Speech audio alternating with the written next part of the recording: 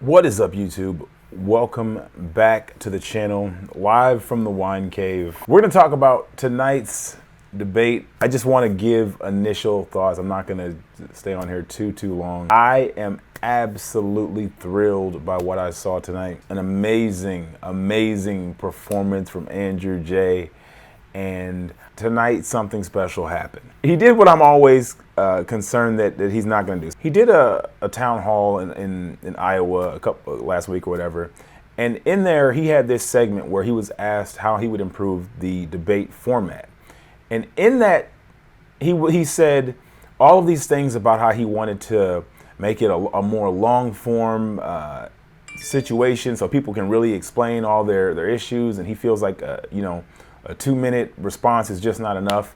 And that was my concern because I've been saying lately that Yang perhaps is too smart for his own good and that he needs to be more digestible.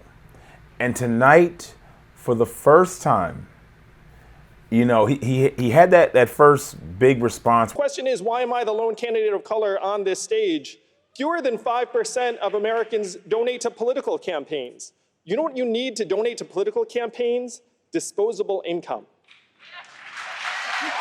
The way we fix it.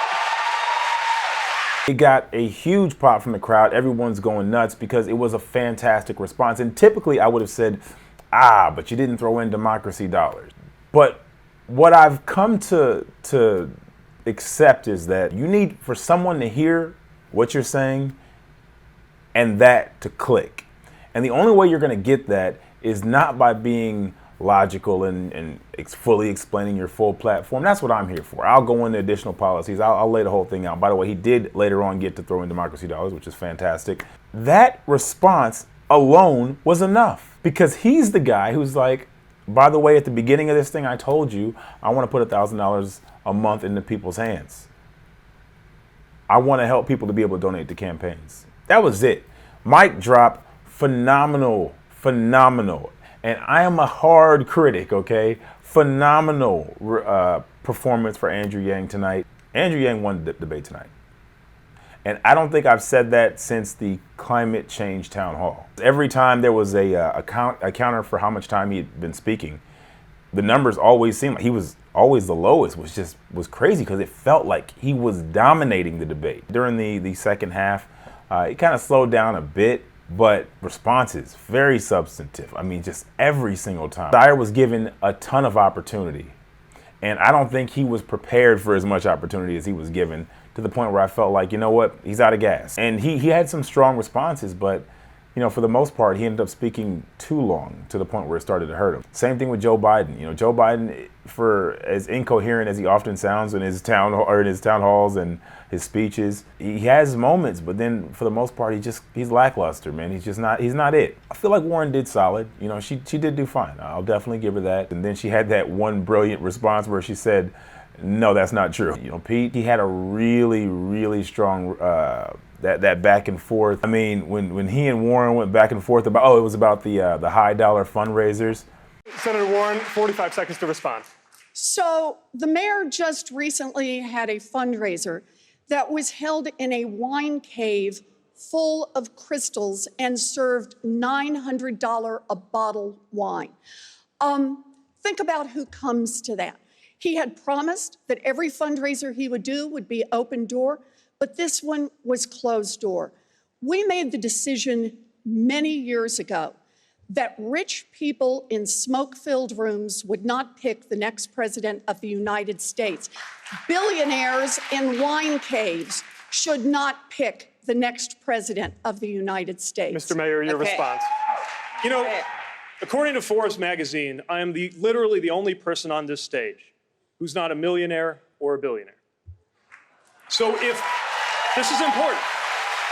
This is the problem with issuing purity tests you cannot yourself pass. If I pledge never to be in the company of a progressive Democratic donor, I couldn't be up here. Senator, your net worth is 100 times mine. Now, supposing that you went home feeling the holiday spirit, I know this isn't likely, but stay with me, and decided to go on to PeteForAmerica.com and give the maximum allowable by law, $2,800. Would that pollute my campaign because it came from a wealthy person? No, I would be glad to have that support. We need the support from everybody who is committed to helping us defeat Donald Trump. I had to give that man his props because I thought he was toast because I saw him. He was upset. He was mad. Like, man, is she really about to call me out? Right? You know what? I got this lady. I mean, he spun that thing around. I was like, whoa. The wine cave moment obviously was the gem of all gems. I mean, I'm on the record saying that you need both strong men and female leaders in government because the fact is if you get too many men alone and leave us alone for a while, we kind of become morons.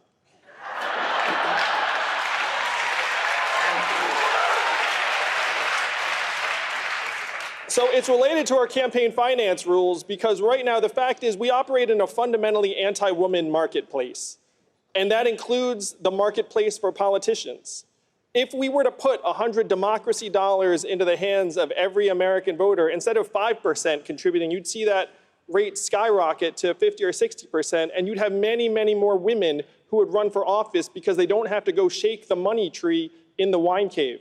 Thank you, Mr. Mayor. I'd like to follow up the question. This guy right here, this was brilliant. It was actually entertaining for a debate. I mean, the other ones, I was like falling asleep. Clearly, when Yang was given opportunity, when he was involved in the conversation, he looked like, if you didn't know the names and you didn't know who's who, you'd think this guy is obviously winning. It was like he took what he usually says and he made it so there was an emotional connection to everything he was saying. And it was concise. So I think Buttigieg is going to go down. I think Biden's going to slip. I think Warren's going to go up. I think Sanders will probably remain unchanged. I think Klobuchar might actually go up a bit. She spoke the most from what I saw. I think Klobuchar spoke the most. Steyer might even pick up a point. You know, Steyer might pick up a point. Like I said, I'm harsher than most people, so Steyer might have picked up a point. Buttigieg, I think he might go down. Maybe 2 points, nothing crazy. He slides, I think Yang goes up, I think Klobuchar goes up. What we needed was exactly what we got, which is we needed sound bites. We needed to have the crowd going crazy during his responses so that when they post those clips on CNN or Fox or MSNBC, you hear people cheering for Andrew Yang because he gave amazing responses. So shout out, I think Paget was there. Shout out to, if she was able to cheer, shout out to Paget for doing her thing. Everybody who was actively cheering for Andrew Yang during those responses, you guys did a phenomenal job. You are a huge part of the reason why tonight was a success for Andrew Yang. Yang needs more talk time. You know what? We saw tonight several candidates who had a lot of talk time who it didn't make them look good. Like I said, Warren is the only one who spoke longer than she needed to, and it looked okay because she frames her stuff really well. Biden talked for way too long, said a whole lot of nothing. Pete spoke kind of a long time, said a whole lot of nothing. Pete really messed up. I'll just throw this out there.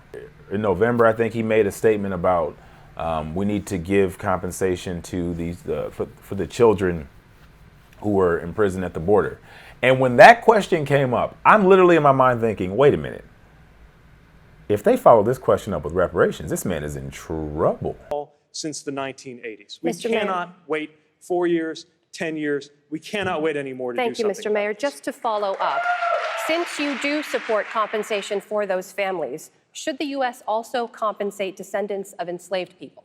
Do you support reparations for African Americans? I support H.R. 40. That was the ultimate setup. Politico, PBS, you guys are the real MVP tonight. New conversation. Finally, we're able to see some differences between these candidates and their policies. I'm going to get out of here because I got to start getting all this new content ready for you guys. So I'm going to retire to the wine cave. Phenomenal performance. People who were there, you guys are the real MVP. Politico, PBS, thank you for putting together amazing questions.